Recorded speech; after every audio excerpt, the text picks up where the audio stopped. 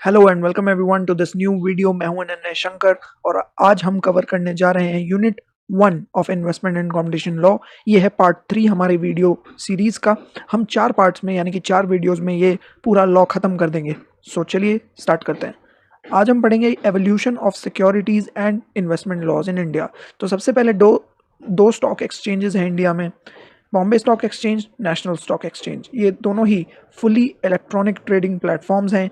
ये listed companies का जो मार्केट है, सिक्योरिटीज मार्केट है, उसका जो कंबाइंड मार्केट कैपिटलाइजेशन है वो है 24.7 लाख करोड़ का। एवोल्यूशन देखते हैं। 18th सेंचुरी में सिक्योरिटीज जो थी ईस्ट इंडिया कंपनी की, उन्हें ट्रेड किया जाता था मुंबई और कोलकाता में। जो जॉइंट स्टॉक कंपनीज का प्रोविजन था लिमिटेड लाइबिलिटीज के साथ, वो ब्रिटिश कंपनीज एक्ट में ही था। 1874 में दलाल स्ट्रीट और 1875 में native share and stock brokers association, ये ओल्डेस्ट स्टॉक एक्सचेंज थे इंडिया में। 1947 में आया controller of capital issues act, CCI, जिससे रेगुलेशन होता था इशू का ऑफ शेयर प्राइजेस का। ठीक है, शेयर प्राइजेस को रेगुलेट किया जाता था। बाद में इसे रिपील कर दिया गया 1992 में, जब सेबी एक्ट आ गया। इंडिपेंडेंस के बाद स्टॉक एक्सचेंज और मार्केट एक्सक्लूसिव अथॉरिटी में आ गए थे किसके? सेंट्रल गवर्नमेंट के। फिर 1951 में एडी गोरवाला कमेटी आई, जिसने लेजिस्लेशन निकाला for regulation of stock exchanges and securities market. Basic law जो इससे पहले चलता था वो था इंडियन कॉन्ट्रैक्ट एक्ट 1972 का, लेकिन एडी गोरवाला कमेटी के रिकमेंडेशंस के बाद सिक्योरिटीज कॉन्ट्रैक्ट रेगुलेशन एक्ट, इस SCRA एक्ट 1956 एस्टैब्लिश हुआ। धीरूभाई अंबानी को father of modern capital markets कहा जाता है। डॉक्टर मनमोहन सिंह, जो कि फाइनेंस मिनिस्टर थे 1991 में, वो liberalisation, reforms, macro economic stability, function of banks and financial institutions, money को, कैपिटल मार्केट, सिक्योरिटीज मार्केट, इन सब को स्ट्रेंथन किया, रिफॉर्म किया, हर एक चीज़ पे काम किया। उसके बाद setting up of national stock exchange 1992 में कई जगह पे इसका सेटअप हुआ। दिखाया जाता है, कई जगह पे ये लिखा है कि 1992 में हुआ, कई जगह 1993 में, तो ये कन्फ्यूजन क्लियर कर लो। 1993 में स्टार्ट हो गया था ऑपरेशन, ठीक है, 1992 में इनकॉर्पोरेशन हुई थी। अब ऑनलाइन ट्रेडिंग आया कब?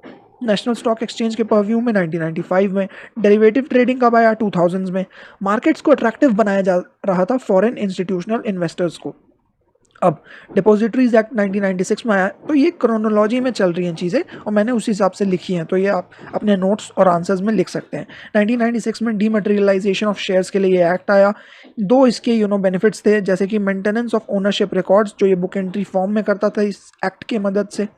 इलेक्ट्रॉनिक ट्रांसफर ऑफ सिक्योरिटीज़ होते थे। अब देखते हैं concept and kinds of securities. कोई भी फाइनेंशियल इंस्ट्रूमेंट जो ट्रेडेबल हो, उसे सिक्योरिटी कहते हैं। सिक्योरिटीज़ एक सर्टिफिकेट है ऑफ कॉन्ट्रैक्ट दो या दो से ज़्यादा लोगों के बीच, जो प्रॉमिस करते हैं कि वो पे करेंगे cash flows under certain circumstances. ये रिप्रेजेंट करते हैं आइदर एक ओनरशिप को, या डेट को, या फिर दोनों को, या फिर राइट्स, या फिर एंटाइटलमेंट्स को। अब SCRA एक्ट 1956 के सेक्शन 2H में सिक्योरिटीज़ के परव्यू में क्या क्या और आ जाता है? Shares, bonds, debentures, derivatives, units, instruments of collective investment schemes, security receipts और अदर इंस्ट्रूमेंट्स जो कि इशू किए जाते हैं to investors under any mutual fund scheme. इसका एक एक्सेप्शन है इंश्योरेंस पॉलिसी, वो सिक्योरिटीज़ कॉन्ट्रैक्ट रेगुलेशन एक्ट के थ्रू गवर्न नहीं होता, उसका अलग से एक एक्ट है, IRDA। अब सिक्योरिटीज़ जो होते हैं वो बिलोंग कर सकते हैं to both capital and money market. Section 23 जो है कंपनीज एक्ट का, वो ये कहता है कि पब्लिक कंपनीज इशू कर सकते हैं सिक्योरिटीज़ कई तरीक़ों से, या तो प्रोस्पेक्टस के through, public offer, private placement के थ्रू, या राइट्स और बोनस इशू कर सकते हैं लिस्टेड कंपनीज के केस में under the rules and regulations of SEBI. Private companies जो हैं राइट्स और बॉन्ड्स इशू कर सकते हैं प्राइवेट प्लेसमेंट के द्वारा। ठीक है, प्राइवेट प्लेसमेंट के थ्रू भी ये सिक्योरिटीज़ को इशू कर सकते हैं। ऑब्जेक्टिव्स क्या हैं इन SCRA एक्ट का? प्रिवेंट करना अनडिज़ायरेबल ट्रांजैक्शन को, प्रिवेंट करना अनडिज़ायरेबल स्पेकुलेशंस को, और लाइसेंसिंग करना सिक्योरिटीज़ डीलर्स की। अब इंपॉर्टेंट डेफिनेशंस देख लेते हैं कुछ इस एक्ट के अंदर। 2AA कॉर्पोरेटाइजेशन, सिंपल सी चीज़ है, कन्वर्ट करना किसी भी स्टॉक एक्सचेंज को इनटू अ कॉर्पोरेशन। ठीक है, ये होता है सिंपल सा मतलब, लेकिन बुकिश डेफिनेशन देख लेते हैं। Succession of a recognised stock exchange by another stock exchange for assisting, regulating and controlling the business of buying, selling and dealing of security. ठीक है, तो सिंपल सी इंग्लिश है, समझ में आ रही होगी। अब हम देखते हैं 2AB डीम्यूचुअलाइजेशन। इसका मतलब है सेग्रीगेट करना ओनरशिप एंड मैनेजमेंट को from trading rights of members of recognised stock exchange as per SEBI. ठीक है, स्टॉक एक्सचेंज को डिफाइन किया गया है सेक्शन 2 में। ये एक बॉडी कॉर्पोरेट होता है, section 2J sorry, body corporate, जिसे डिफाइन किया गया है सेक्शन 2J के अंदर, और कंपनीज एक्ट 2013 के परव्यू में भी ये आ जाता है। रिकॉग्नाइज्ड स्टॉक एक्सचेंज हमेशा सेंट्रल गवर्नमेंट के द्वारा होता है under section 4 of this act. Section 3 में कोई भी रिकॉग्नाइज्ड होने के लिए स्टॉक एक्सचेंज एप्लीकेशन डाल सकती है फॉर रिकॉग्निशन। तो एप्लीकेशन जाएगा सेबी को under form a rule 3।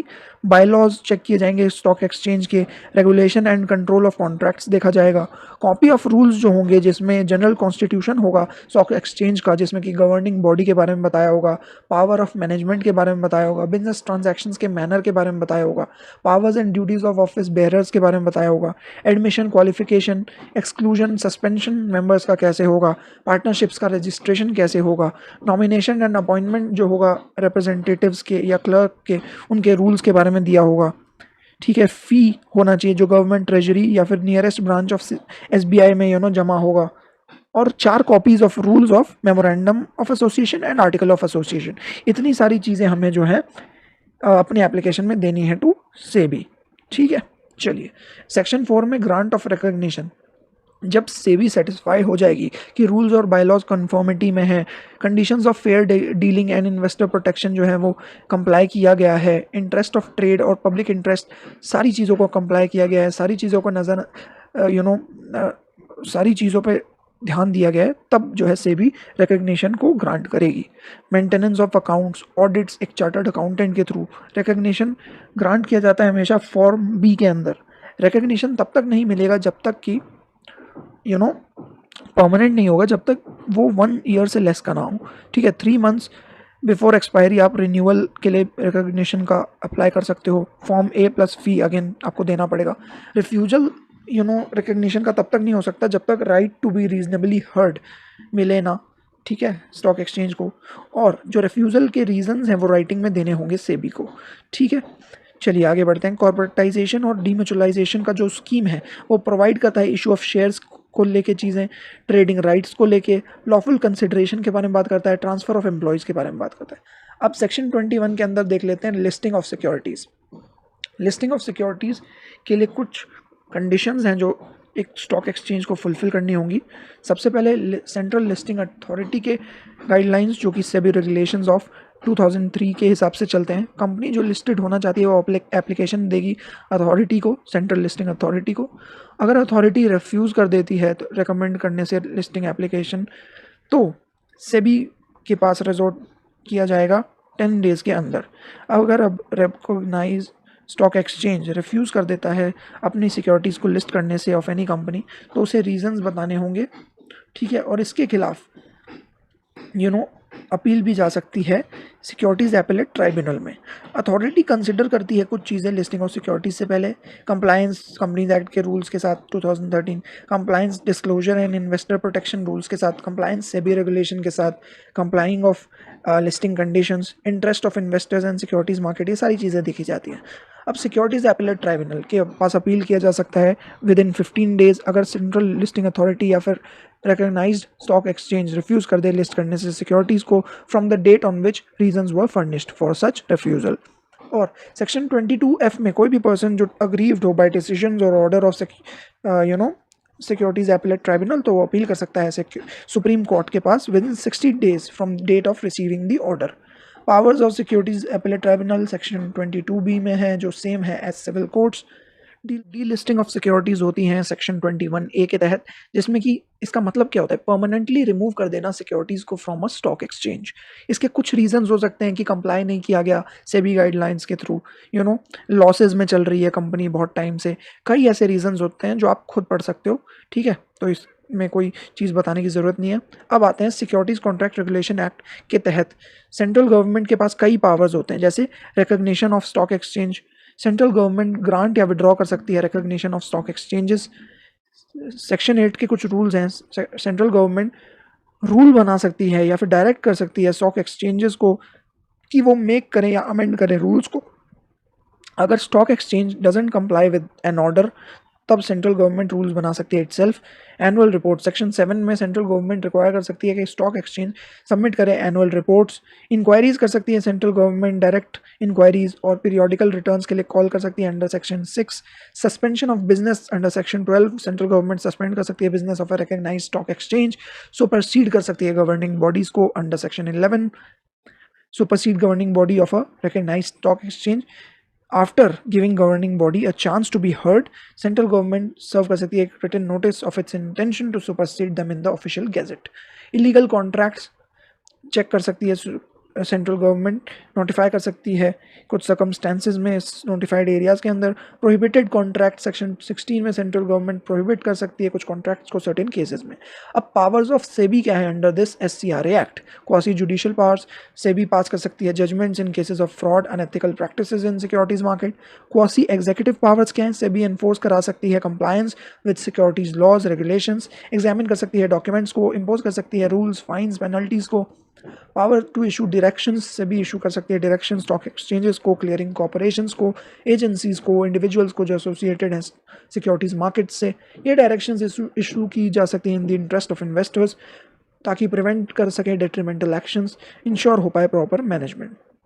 Quasi legislative powers से भी जो है मेक या अमेंड कर सकती है bylaws for recognised stock exchanges, approve कर सकती है ट्रांसफर और duties and functions of a clearing house to a clearing corporation.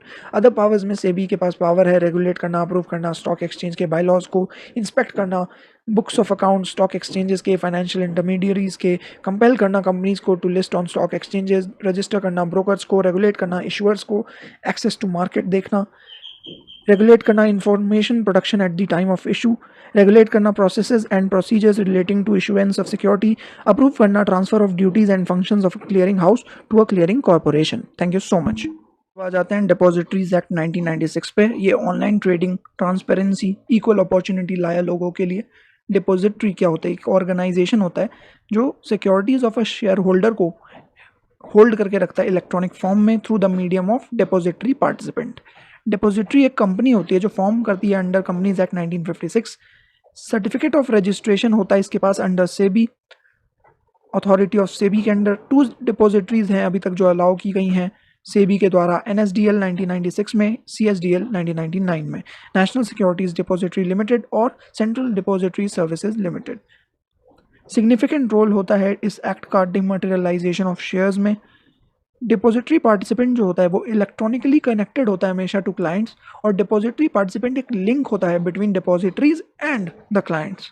Dematerialisation या फिर डीमैट क्या होता है? ये कन्वर्जन होता है of physical certificate into dematerialised holding, यानी कि इलेक्ट्रॉनिक फॉर्म।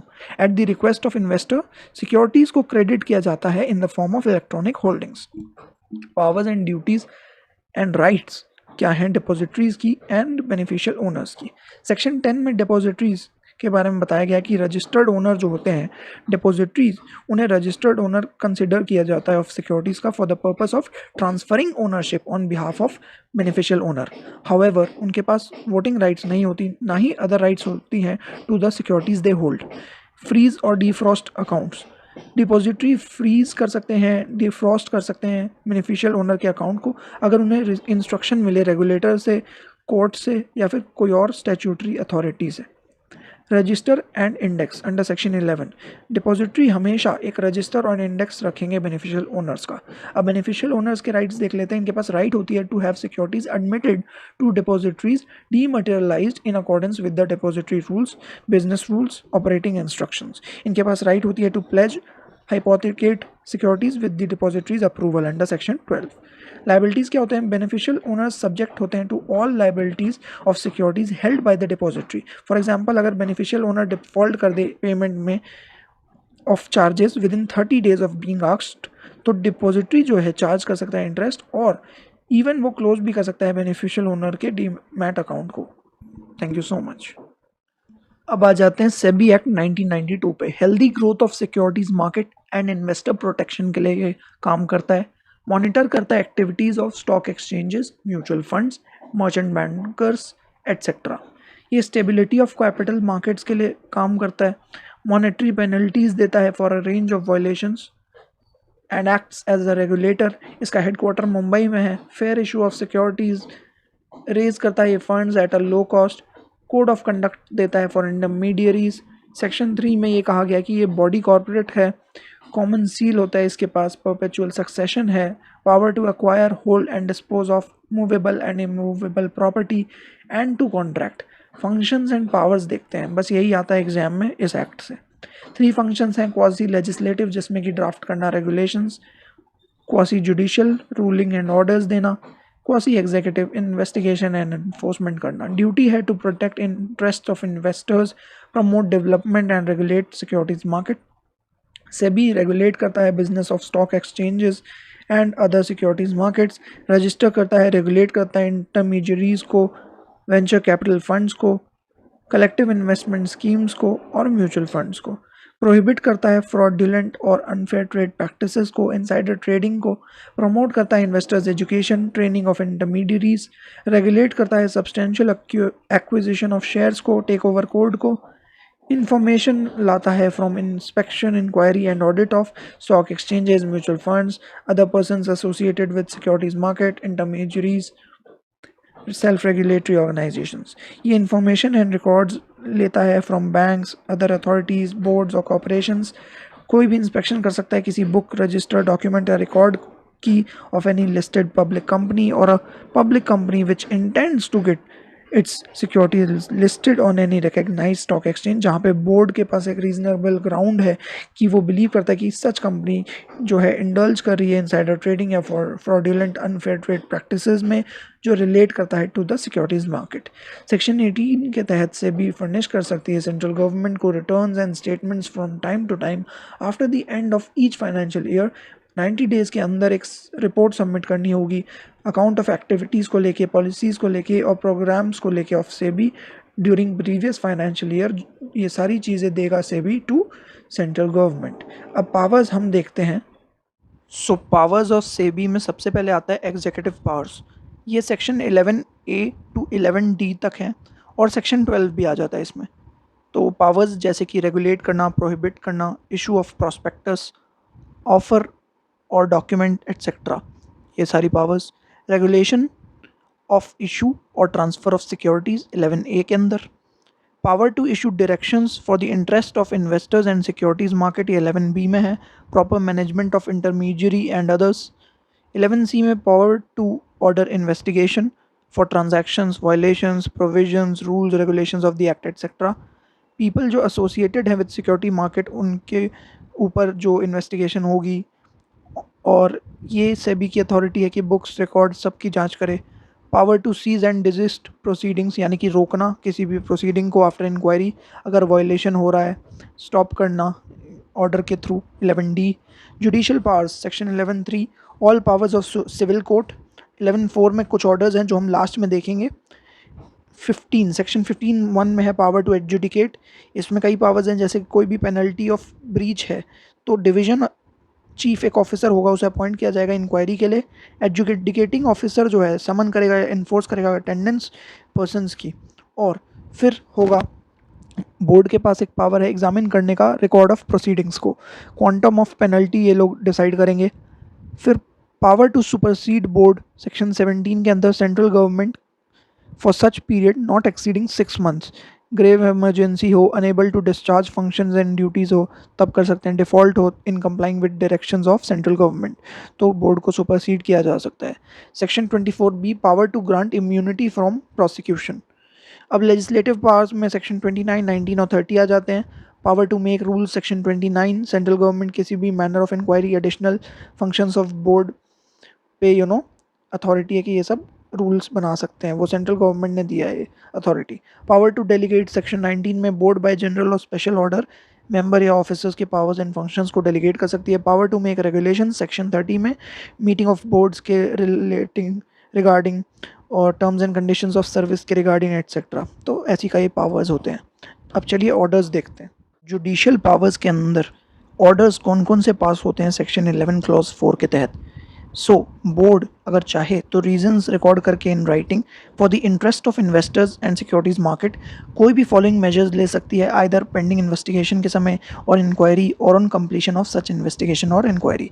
जैसे कि सस्पेंड कर देना trading of any security in a recognised stock exchange, restrain कर देना कुछ लोगों को एक्सेस करने से सिक्योरिटी मार्केट, प्रोहिबिट करना किसी पर्सन जो एसोसिएटेड है विद सिक्योरिटी मार्केट उसे बाय सेल और डील करने में सिक्योरिटीज़ में, सस्पेंड कर देना किसी ऑफिस बेरर को ऑफ एनी स्टॉक एक्सचेंज या फिर सेल्फ रेगुलेटरी ऑर्गेनाइजेशन के किसी ऑफिस बेरर को from holding such position, impound कर देना, रिटेन कर देना प्रोसीड्स या सिक्योरिटीज़ को in respect of any transaction जो इन्वेस्टिगेशन के अंडर हो अभी, अटैच कर देना after passing an order of application made for approval bye judicial magistrate first class जिसके पास ज्यूरिसडिक्शन हो for period not exceeding 1 month, एक या एक उससे ज़्यादा बैंक अकाउंट किसी इंटरमीडियरी का या पर्सन का जो एसोसिएटेड है विद सिक्योरिटीज़ मार्केट जो वायलेशन में अगर शामिल है किसी provision rule regulation of this act के, और ये बैंक अकाउंट और ट्रांजैक्शन जो जिनके थ्रू जो प्रोसीड्स हैं इन्वॉल्व हैं किसी वायलेशन में of any of the provisions of act rules और रेगुलेशंस, और डायरेक्ट कर सकते हैं किसी भी इंटरमीडियरी या एनी पर्सन को एसोसिएटेड विद सिक्योरिटीज़ मार्केट कि वो डिस्पोज ऑफ ना करे, ना एलिएनेट करे किसी एसेट को जो फॉर्म कर रहा है पार्ट ऑफ एनी ट्रांजैक्शन जो इन्वेस्टिगेशन के अंडर है अभी। और बोर्ड जो है आइदर बिफोर और आफ्टर पासिंग सच ऑर्डर एक opportunity, reasonable opportunity to be heard दे उस इंटरमीडियरी या पर्सन को जो कंसर्न्ड है। ठीक है, तो ये थी आज की यूनिट 1 और हमने सारी चीज़ें कवर कर ली हैं। अब सिर्फ हमारा यूनिट 4 बचा है इस इन्वेस्टमेंट एंड कॉम्पिटिशन लॉ का। तो thank you so much for watching, like share subscribe.